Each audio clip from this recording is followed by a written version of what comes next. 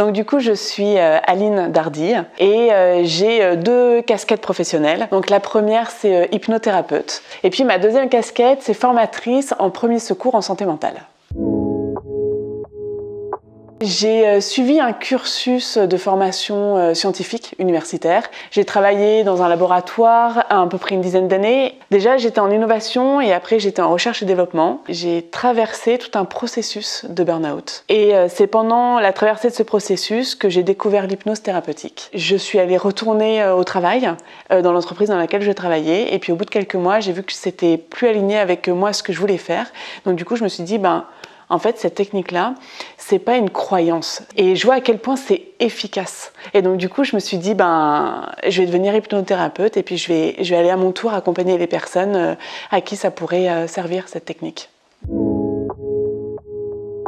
J'ai choisi une école qui est à Paris, qui propose en fait une école d'hypnose pluridisciplinaire. Ça veut dire quoi? Ça veut dire que y a plusieurs types d'hypnose qui sont transmis dans cette école-là. Et pour moi, c'était important parce que j'avais envie de pouvoir accompagner toutes les personnes qui avaient envie que je les accompagne. Et c'est une formation qui a un peu plus de 300 heures. Et après, je me suis formée avec des modalités en complément, par exemple en psychopathologie, dans les traumas, en hypnose profonde. Enfin voilà, j'ai plusieurs, on va dire, modules complémentaires qui vient un peu amplifier toutes les connaissances. Dans l'école d'hypnose en tout cas que moi j'ai faite, il y a à la fois de la théorie et puis beaucoup de pratique. Donc on était une promo, on était une petite vingtaine et ça a été la même promo du début jusqu'à la fin. Et au fur et à mesure en fait on s'entraîne et on pratique les uns avec les autres. Évidemment on a des superviseurs et puis une fois qu'on a terminé 1 an et demi de formation qui mélange donc théorie et pratique tout le temps. Le soir aussi on avait des cours où on pratiquait, on avait des sessions, on pouvait poser des questions. Enfin voilà, c'était vraiment c'est vraiment un processus continu, j'ai envie de dire, un processus continu et un processus aussi de transformation parce qu'il y avait une des obligations qui était de se faire accompagner soi-même, chose que moi, je continue à faire évidemment parce que j'accompagne les gens, donc je continue à faire aujourd'hui. Et pendant la formation, il y avait une obligation de se faire accompagner aussi soi-même. Et à la fin de la formation, pour valider ce diplôme, l'idée c'est quoi? Il y avait deux choses. La première, c'est qu'on devait écrire un rapport sur en quoi l'hypnose peut aider. Et là, on choisissait une problématique. Et donc, du coup, il fallait avoir des apports scientifiques, il fallait avoir des apports aussi d'expérience en tant qu'hypnothérapeute qu'on avait pu avoir. Donc moi j'ai choisi l'hypnose et le burn-out. En parallèle, il y avait une session où l'école dans laquelle j'étais, ils ont un cabinet à l'intérieur. Ils font des journées en fait où des séances d'hypnose sont proposées à qui veut et les personnes elles viennent et c'est gratuit. Donc ça donne une accessibilité à tous. Et il y a une condition à laquelle il faut qu'ils soient d'accord s'ils ont envie de bénéficier en fait de cette vraie séance d'hypnose, c'est que c'est filmé. C'est filmé pourquoi? Parce qu'en fait nous on passe notre diplôme à ce moment-là. Donc on est dans un cabinet, on accueille la personne, on déroule la séance d'hypnose avec elle. Et puis voilà, on fait une séance comme aujourd'hui, moi je peux faire dans mon cabinet d'hypnose aujourd'hui. Et c'est filmé, ça veut dire quoi? Que c'est retransmis en direct dans une salle qui est à côté, où il y a le directeur de l'école, le directeur pédagogique, enfin voilà, tous les professionnels là. Il y a le reste des collègues qui sont là. Et en fait, ils observent. Ils observent et à la fin, en fait, ils évaluent. Et alors c'est marrant parce que quand du coup je suis redevenue étudiante pendant 1 an et demi et en tant qu'apprentie, je me suis dit à plusieurs reprises, c'est marrant parce que j'ai l'impression d'apprendre l'usage de la parole. Et ça, c'est assez incroyable. L'importance et l'impact des mots. En hypnose notamment, on travaille avec les suggestions. Et en fait, dans notre quotidien, tous, on fait plein de suggestions et parfois, on ne s'en rend pas compte. Par exemple, on croise quelqu'un, alors que c'est un collègue ou quelqu'un avec qui on vit, peu importe, on dit « Oh là là, la tête que t'as ce matin, mais ça va, t'as mal dormi, t'es fatigué, qu'est-ce qu'il y a ?» Et la personne, si ça se trouve, ce matin, elle était pumped up à l'intérieur d'elle. Et rien que le fait de lui dire ça, elle va dire « Bah non, ça va, oui, non, mais ça va. » En fait, elle va rester avec ça là toute la journée en se disant « Bon, ah ouais, j'ai une mauvaise tête, j'ai peut-être mal dormi. En fait, je suis peut-être fatiguée. » peut-être que ma nuit, elle va pas être si bonne que ça. Et voilà, et c'est ça. Et c'est pareil avec les enfants, hein. Moi, j'ai 2 enfants, et avant, je pouvais avoir tendance à dire, fais attention à pas tomber. Okay. Alors maintenant, ma façon de faire, ça va être plus reste prudent. Attention à pas tomber, donc du coup en fait on peut avoir un focus dans ok, il faut pas que je tombe, et il y a le tomber qui est dedans, alors que reste prudent, c'est ok, en fait c'est vraiment orienter sa pensée et du coup les mots qu'on utilise sur qu'est-ce que j'ai envie de faire passer comme message, qu'est-ce que j'ai envie de garder, qu'est-ce qui est bon, qu'est-ce qui est positif, et vraiment aller vers ça. Voilà. Moi, je crois que vraiment le centre de l'hypnose, c'est une introspection à l'intérieur de soi. Okay. Et ce que je propose, c'est vraiment ce voyage-là ensemble. C'est un voyage où on est immobile, où c'est vraiment un voyage à l'intérieur de soi. Et quand on y pense, c'est pas si commun que ça de se dire là je vais aller explorer un petit peu tout ce qui se passe à l'intérieur de moi. Et même aujourd'hui, il y a des peurs qui sont collées à ça, hein. Par exemple, s'il y a quelqu'un qui dit à une autre personne là je vais aller faire une séance d'hypnose, ou même sans utiliser le mot hypnose. Là, je vais aller prendre un petit peu de temps pour moi, pour aller explorer mon fonctionnement, comment ça fonctionne à l'intérieur de moi. J'ai besoin d'aller voir un peu, être un peu en introspection, voir comment je fonctionne. Une des réponses qu'il peut y avoir, c'est « Mais pourquoi tu fais ça? T'es sûr ?» C'est vraiment ça. « T'es sûr que tu veux faire ça ?» Et alors derrière, en fait, il y a plusieurs choses qui sont là. Et c'est peut-être « T'es sûr que c'est pas une secte ?» Parce qu'on ne sait pas. Sinon, ça peut être « Mais t'es sûr que c'est pas dangereux ?» Ou sinon, c'est « Pourquoi tu fais ça? T'as pas de problème ?» Voilà. Et alors du coup, une secte, ça voudrait dire quoi? Ça voudrait dire qu'il y a une personne extérieure qui vient prendre le pouvoir sur quelqu'un d'autre. Et en fait, l'hypnose, on reprend le pouvoir sur soi-même. Okay. Et le fait de se dire, est-ce que ça peut être dangereux? Ça voudrait dire, ça sous-entendrait qu'aller explorer notre manière de fonctionner, aller explorer une connexion à soi, ça serait dangereux. Okay. Et alors moi, ma vision, c'est peut-être que passer toute une vie sans aller voir à l'intérieur de soi, sans aller mieux se connaître, c'est peut-être ça qui serait peut-être dommage. Et puis par rapport à pourquoi est-ce que tu fais ça, t'as pas de problème, ça sous-entend que il faut avoir un problème pour aller faire des séances d'hypnose. Et alors qu'en fait c'est un outil qui peut aussi être utilisé dans la prévention. Moi ce que j'appelle la prévention, c'est-à-dire que aller voir vraiment son fonctionnement, connaître un petit peu des outils en fait pour se connaître un petit peu plus, un petit peu mieux, pour que ce soit un petit peu qu'on puisse l'utiliser. Et puis si jamais un jour on a un pépin, et de se dire j'ai déjà ces connaissances là et peut-être que ça peut m'aider un petit peu pour aller dans le rétablissement un peu plus rapidement. Voilà. Aujourd'hui, il y a beaucoup de définitions de l'hypnose. Okay. Le siècle dernier, on parlait d'un état d'hypnose. Le siècle dernier, ça veut dire que c'était il y a 25 ans. Hein. Et aujourd'hui, en fait, on ne parle plus du tout d'état d'hypnose parce qu'il y a les études scientifiques qui ont montré qu'on peut parler d'un état de sommeil ou un état d'éveil. Et un état, ça veut dire quoi? Ça veut dire que dans le cerveau de la personne, il y a des zones spécifiques qui s'allument comme des signatures, en fait, signatures de l'état de sommeil, signatures de l'état d'éveil. C'est-à-dire que si on prend 100 personnes et qui sont ensommeillées, ces 100 personnes-là, elles auront le même endroit, la même signature cérébrale de l'état de sommeil, pareil pour l'éveil. En fait, pour l'hypnose, ça ne fonctionne pas. C'est-à-dire qu'en fonction des gens, il y a des endroits différents qui vont être activés, donc qui vont être allumés, entre guillemets, sur un écran d'ordinateur qui représente le cerveau de la personne. On ne parle plus d'état, on peut se dire que c'est un endroit dans lequel on est vraiment en connexion profonde, vraiment avec soi-même. Et maintenant qu'on a dit que l'hypnose, c'était pas du tout une perte de contrôle, au contraire, on gagne en contrôle sur soi, que c'était pas du tout un état ensommeillé, mais qu'on est vraiment actif, du coup, c'est quoi et comment est-ce qu'on le vit? Alors, chaque personne va vivre l'hypnose de manière différente. Et pour aller encore un petit peu plus loin, pour une même personne, en fonction de la séance qu'elle va vivre, elle va aussi vivre ça d'une manière différente. Mais ce qui est vraiment commun aux gens qui vivent des séances d'hypnose, c'est que il y a cette expérience de conscience non ordinaire qui est partagée. Ce que je mets derrière le mot ordinaire, c'est quelque chose qui est connu. D'accord, par exemple, pour reprendre la métaphore du voyage que j'ai prise au début, un endroit qui est connu, par exemple, quand on rentre chez soi, on connaît son quartier, on reconnaît, en fait, plus on s'approche de là où on habite, en fait, et plus c'est connu. Et puis à l'inverse, plus on s'éloigne, et puis moins c'est connu.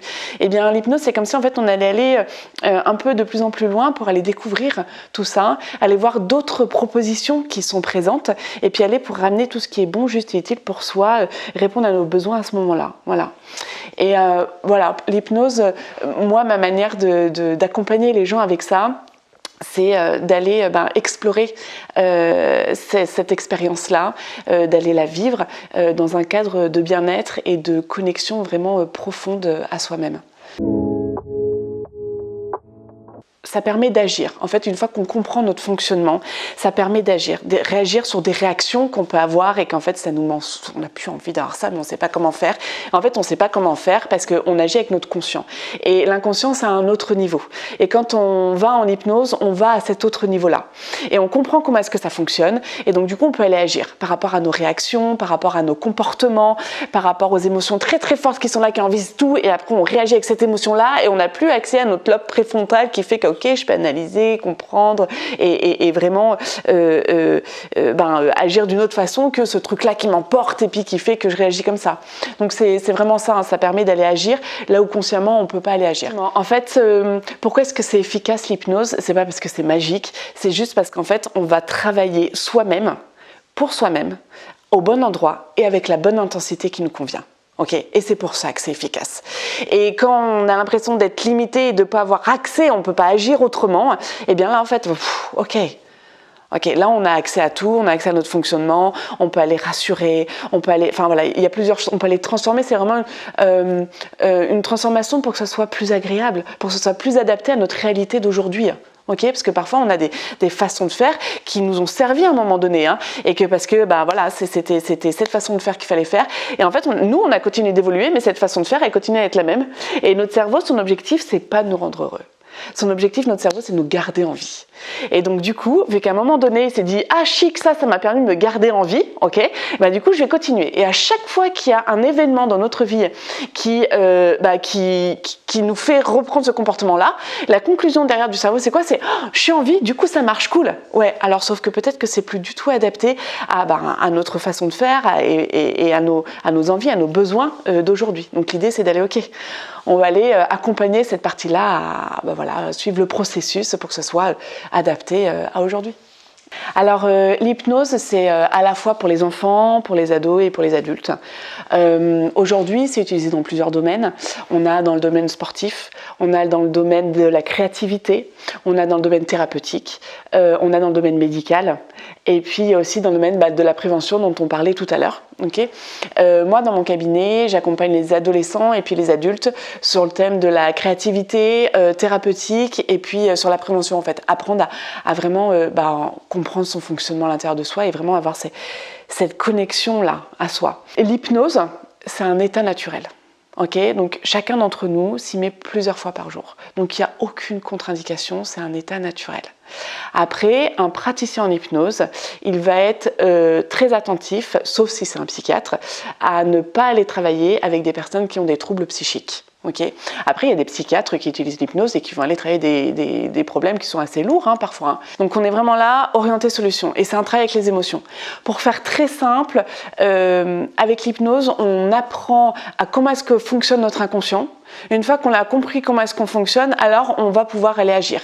Et là, en fait, ça peut aller sur plein de domaines différents. Par exemple, les problèmes de sommeil, okay, parce qu'il y a trop de stress. Du coup, on va aller travailler sur ça.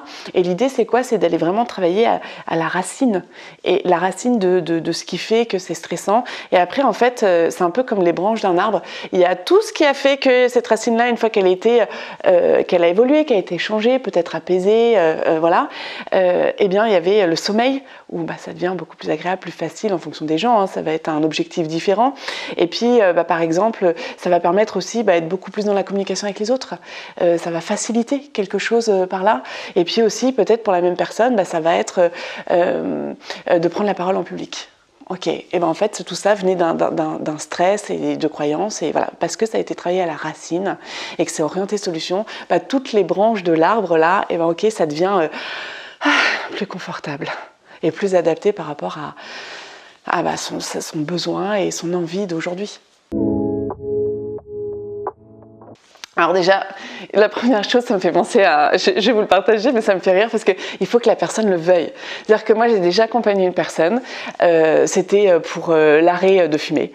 Et elle m'a dit, mais c'est génial, je vous emmène mon mari. Bah oui, mais il faut que le mari soit d'accord. Il n'y a rien de magique, hein. Il n'y a personne qui va travailler à votre place. C'est vous qui allez travailler. Et si vous n'avez pas envie, vous n'irez pas travailler. Et en fait, du coup, c'est OK, mais juste prenez pas rendez-vous. L'idée, c'est vraiment que chacun d'entre nous respecte sa propre temporalité. Et quand vous sentez que c'est le moment, ou que là vous vous dites, en fait, là j'en ai marre, là ça me fait trop souffrir, ou vous dites, ok, je suis prête à que ça soit différent, que ça soit plus agréable, ok, là c'est le moment. Il y a aussi l'idée que c'est efficace, c'est rapide, mais ça ne veut pas dire qu'en une séance, tout est terminé. Okay, le nombre de séances, ça va dépendre de plein de paramètres. Ça va dépendre du vécu de la personne, de l'expérience, de son objectif. Voilà. Mais on dit aussi que c'est une thérapie brève. Pourquoi ? Parce qu'on n'en a pas pour 10 ans. Okay, on n'en a pas pour 1 an non plus. En fonction des problématiques, ça va être entre 1 jusqu'à 5-6 séances. Alors, dans les hypnoses, on entend parler souvent d'hypnose ericksonienne, d'hypnose humaniste, d'hypnose hypnose profonde. Voilà, il y a plein de termes différents et il y a plein de définitions pour chacune des hypnoses. Ok. Je pense que ce qui est important de garder en tête, c'est une façon d'aller accompagner la personne.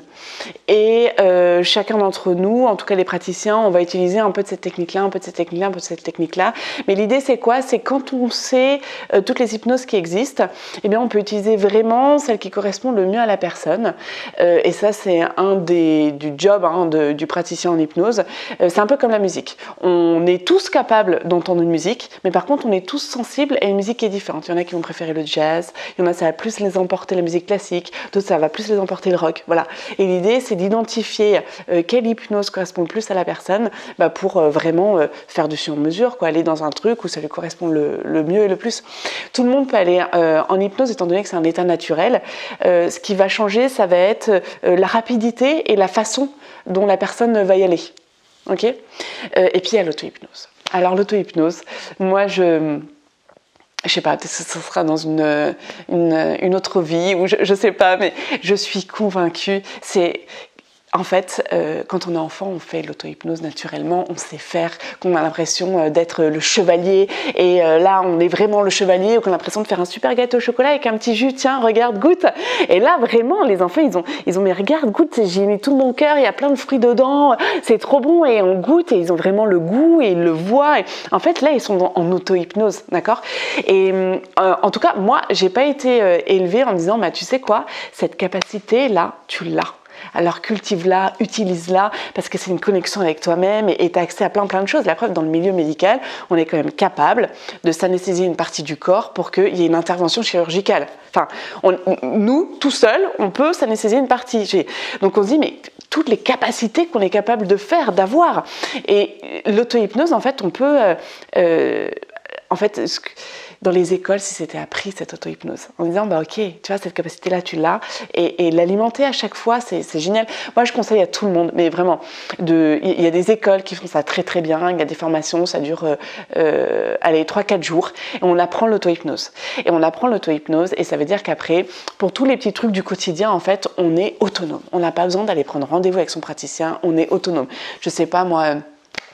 j'ai une réunion importante, j'ai du stress qui commence à monter, donc il y a du stress qui est positif et tout, et puis là en fait ça commence à dépasser une limite, c'est plus du tout positif, et je me dis là ça commence à m'handicaper, je commence à bafouiller, je commence à avoir des plaques rouges, je commence à dire des mots mais pas dans le bon sens, enfin voilà, peu importe, et dire en fait à ce moment-là, se transformer ce stress par exemple avec être enthousiaste. Là moi j'ai besoin d'être enthousiaste, en fait se le faire tout seul, ou une émotion hyper désagréable qui arrive parce qu'on est en train de vivre un événement avec une personne et on se dit c'est pas le moment.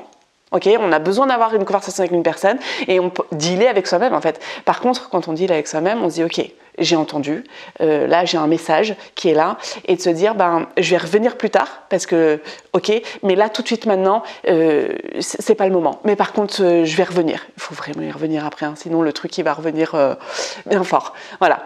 Et l'idée c'est vraiment ça. Voilà, c'est dans la vie de tous les jours, l'auto-hypnose c'est fantastique. Une astuce bien-être, c'est une astuce que moi j'utilise dans mon quotidien. Okay, déjà, ce que je me dis, c'est que j'ai pas envie de me rajouter un autre truc dans mon quotidien. Enfin, je sais pas le vôtre de quotidien, mais parfois c'est vraiment rempli. Et de se dire, ok, il faut que je refasse encore un truc, que je fasse rentrer pour que j'aille bien. Non, ok. Ce que je vous invite à faire, c'est d'identifier quelque chose que vous faites tous les jours. Moi, ce sur quoi j'utilise, c'est quand je me brosse les dents. Okay, je me brosse les dents tous les jours, donc c'est à ce moment-là que je fais ce que je vais vous partager. Mais chacun peut utiliser ce qu'il veut.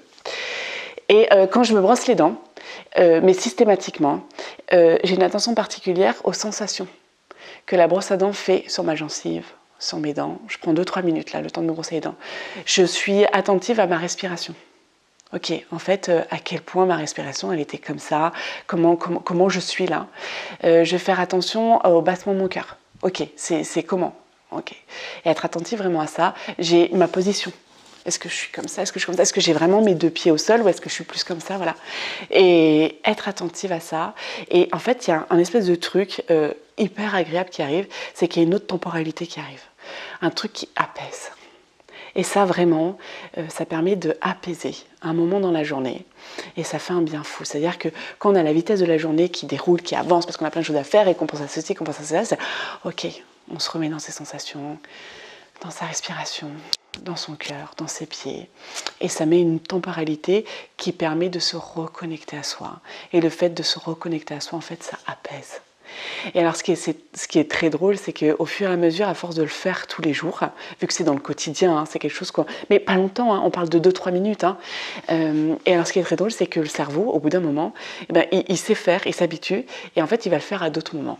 Par exemple, je sais pas, ça va être, je marche dans la rue, je suis là, et il va faire, ah ouais tiens, ah ouais, je marche comment? Ah ouais, et puis je marche vite là, ah ouais, et puis ma respiration elle est vraiment forte, hein? Ah ouais, ma respiration elle est ah ouais. En fait, il y a une autre temporalité qui arrive et ça apaise, on se reconnecte à soi-même en fait. Une des raisons pour lesquelles, là, c'était avec grand plaisir de répondre oui à cette proposition d'interview, c'est de parler de cette technique et avoir l'occasion, en fait, de peut-être, je sais pas, de démystifier un peu ce que c'est pas, de mettre plus d'éclairage sur ce que c'est réellement, qu'est-ce que ça peut apporter. Et c'est vraiment un collectif où il y a des praticiens du bien-être. Et j'adore ça. C'est quelque chose, ok, en fait, on a toutes nos techniques qui sont complémentaires et qui sont toutes là. Et quand je suis venue là pour la première fois, je me suis dit, ah mais vous êtes là les gars. Ok, c'est cool, je suis contente de vous avoir retrouvé. Cette sensation-là, en fait, où on partage des problématiques, on se donne des conseils, on se donne aussi des événements qui permettent, par exemple, la journée bien-être au parc Vermorel il n'y a pas longtemps. Ça permet aussi de mettre en place ces choses-là, ça peut être aussi mettre en place des collaborations, en tout cas créer du lien humain et puis, dans les pratiques de bien-être, voilà, se faire évoluer tous ensemble en fait. Par rapport à ça, j'organise aussi à la Maison des Usagers à l'hôpital d'Albigny. C'est des conférences qui sont gratuites par des praticiens dans le bien-être, où c'est bénévole, où ils partagent en fait ce que c'est leur pratique. Et en fait, cet hôpital de proximité, ça part d'un projet avec la métropole de Lyon qui a voulu mettre en place dans le Val-de-Saône l'hôpital régénératif.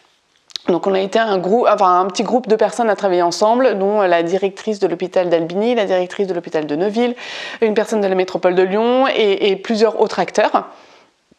Et en fait, l'idée, c'est quoi? C'est une des actions qu'on a mises en place concrètement, c'est de se dire, il y a plein de personnes qui peut-être pourraient bénéficier de médecine non conventionnelle, mais qui ne connaissent pas. Et comment est-ce qu'elles font pour connaître? Alors, aller sur Internet, ok, mais on trouve tout, n'importe quoi, on ne sait pas comment faire le tri, qu'est-ce qui est vrai, qu'est-ce qui n'est pas vrai, à quel point c'est vrai, quelle est l'intensité du truc, qu'est-ce qu'elle est en train de dire, et puis j'ai une question, mais du coup, je la pose à qui? Voilà. Et donc, du coup, l'idée est née comme ça, en disant, on va créer un lieu ouvert à tous. Je pense que ce qui est important, c'est de utiliser le collectif et les expériences des autres pour alimenter sa propre réflexion. Et vraiment rester connecté à soi. À qu'est-ce qui est bien pour moi, c'est quoi ma vie à moi, c'est quoi mes peurs, c'est quoi mes motivations, c'est quoi ma vraie vie en fait. Et aller avancer avec ça, parce qu'on a chacun une vie différente, on a chacun des contraintes, voilà, plein de choses différentes. Moi j'ai tendance à dire, il ne faut pas croire ce qu'on vous dit. Les gens ne croyaient pas ce qu'on vous dit. J'ai vraiment envie de passer ce message-là, mais en fait quand vous sentez que quand quelqu'un parle de quelque chose, que ça vous fait appel ou qu'il y a un truc, vous dites « Ah !» Eh ben, allez-y, expérimentez et faites-vous, votre propre avis dans votre vie à vous, avec vos valeurs, avec vos croyances, avec vous, quoi. Donc ça, je pense que c'est vraiment important de rester avec ça et de l'alimenter au fur et à mesure. Et pour monter un cabinet en tant que thérapeute, il y a beaucoup de... en tout cas sur Lyon, parce que moi je suis basée à Lyon, et il y a beaucoup de structures qui accompagnent gratuitement les auto-entrepreneurs. Moi, je me suis fait accompagner par ces personnes-là. Il y a aussi, il ne faut pas vivre dans le monde des bisounours. Okay. Il y a une réalité qui est là, que moi on m'avait dit, on m'avait redit, on m'avait redit, et ça je suis vraiment contente qu'on me l'ait dit et redit parce que en fait c'est la réalité, c'est-à-dire que la première année c'est pas là où on se fait des clients, où on en vit. Alors ça existe. Probablement, je ne fais pas une généralité, en fait, on parle de l'humain, ok ? Donc les généralités n'existent pas. En revanche, on peut dire que dans la majorité des cas, la première année, nos cabinets, on n'a pas 10 rendez-vous par jour. Et ça, c'est vraiment une réalité quand on le sait. Quand on sait dans quoi on se projette, du coup, c'est beaucoup plus en contact avec cette réalité-là, et du coup, on peut mettre en place des choses, on peut dire ok, et rester dans cette dynamique positive, à dire je reste aligné avec moi, ok, et continuer en fait à magnifier tout ça et à mettre en place, et après ça prendra forme en fait.